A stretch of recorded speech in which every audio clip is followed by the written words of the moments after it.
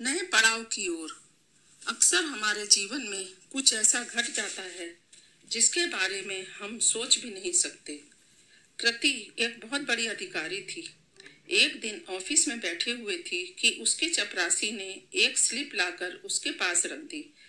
Slip पर लिखे हुए नाम को देखकर कृति हतप्रभ हो गई और अतीत के पन्नों में चली गई तथा थोड़ी नर्वस हो गई, क्योंकि उस पर लिखे हुए नाम को पढ़कर वह उससे मिलने से कतरा रही थी। काम तो रोज ही रहता है कृति को, पर आज वो काम से नहीं एक नाम से परेशान थी, राजन निगम। यही नाम था उसका जो अभी कृति से मिलने आने वाला था। डिप्टी कलेक्टर के पद पर आसीन कृति द्विवेदी एक अधेड़ उम्र की सब वह गरिमामय व्यक्तित्व थी। घबराहट तो इतनी थी आज उसे कि बार बार ये सोचकर ही काम जाती, ये वही हुआ तो। पर आज खुद को कई बार आईने में भी निहारने से नहीं मान रही थी। क्यों? इसका जवाब तो आज कृति भी नहीं जानती थी। खैर, लंच के बाद राजन निगम अंदर आए तो लगा जैसे कृति के शरीर का सारा खून ही सूख गया हो। वही आंखें जिन पर अब चश्मा चढ़ चुका था, वही रौबदार व सभ्य आवाज, बस उम्र का चढ़ाव वहां भी था। बड़ी मुश्किल से संभाला कृति ने खुद को। राजन ने बड़ी समझदारी से सारी औपचारिकताएं निभाई, जैसे वो केवल एक अधिकारी से मिलने आया है। काम खत्म और राजन कमरे से बाहर जा चुका था। अब कृति अकेली थी। काम भी खत्म, पर आज उसका घर जाने का मन ही नहीं हुआ। आज अतीत ने उसे फिर अपने पास बुला लिया। कॉलेज में राजन कृति को बहुत पसंद करता था और ये बात पूरे कॉलेज को पता थी। कृति भी राजन को पसंद करती थी, पर यह बात सिर्फ कृति ही जानती थी।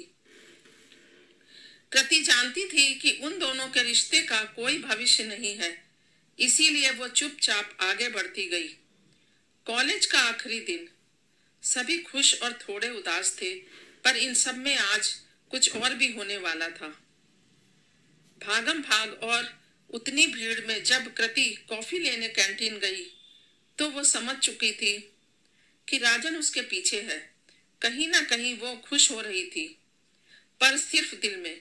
चेहरा तो अजनबी बनने का मुखौटा ओढ़े हुए था। बीच में ही राजन ने उसे रोका और कहा, कृति प्लीज रुको, मुझे कुछ बात करनी है। कृति ने गुस्सा दिखाते हुए कहा, मुझे जाने दो, मुझे कुछ नहीं सुनना। घबराओ मत कृति, मैं कुछ गलत नहीं करने आया। मैं तुम्हें टच भी नहीं करूंगा, सिर्फ इतना ही कहना है कि आई लव यू।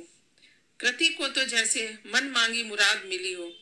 मन ही मन नाच पड़ी थी, पर तुरंत भविष्य का ख्याल आते ही वो गुस्से में वहां से जाने लगी।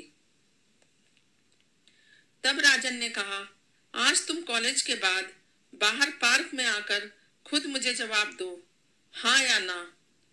कृति को लगा जैसे अभी चीख कर बोल दे, हाँ राजन हाँ, पर खुद को रोकते हुए और आंसू छुपाकर वो भाग गई।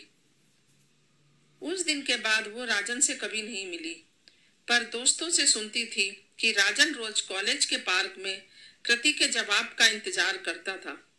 कृति ने सोचा कुछ दिनों बाद सब भूलकर आगे बढ़ जाएगा। आज इतने सालों बाद कृति को लगा कि वो सही थी। राजन इतना आगे निकल गया कि आज कृति भी उसके लिए अजनबी हो गई। 8 महीने गुजर गए और जिस प्रोजेक्ट के सिलसिले में राजन कृति से मिला था, आज उसका उद्घाटन था। पर आज कृति सामान्य थी। साइट पर सब कुछ व्यवस्थित था। तभी किसी के शब्दों ने कृति को हिलाकर रख दिया। राजन जी, ना तो आपके बीवी बच्चे हैं, ना ही माता पिता, ना कोई सालगिरह, फिर आप हर साल इसी तारीख को बनारस क्या करने जाते हैं? राजन ने कहा, इंतजार करने। कृति से अब रहा नहीं जा रहा था। वहां से तो वो चली आई, पर अगली सुबह राजन के दरवाजे के सामने खड़ी थी। राजन ने दरवाजा खोला और कहा, आओ कृति। अच्छा, तुम पहचानते हो मुझे? कृति गुस्से में थी। तुम बाहर एक सरकारी पदाधिकारी हो तुम्हारी गरिमा बनी रहनी चाहिए। राजन ने मुस्कुराते हुए कहा। कृति ने आतुर होकर पूछा, तुमने शादी क्यों नहीं की? मैंने कहा था ना, तुम जब तक जवाब नहीं दोगी आगे नहीं बढ़ूंगा। घर वालों के सवालों से तंग आकर पढ़ाई की और यहाँ तक पहुंच गया, पर रिश्तों में नहीं।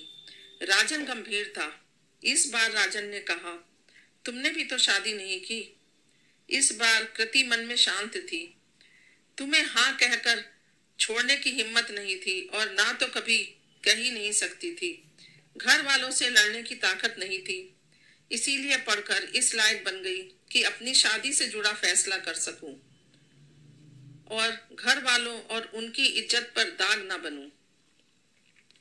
थोड़ी देर दोनों शांत थे। कृति चुपचाप चली गई।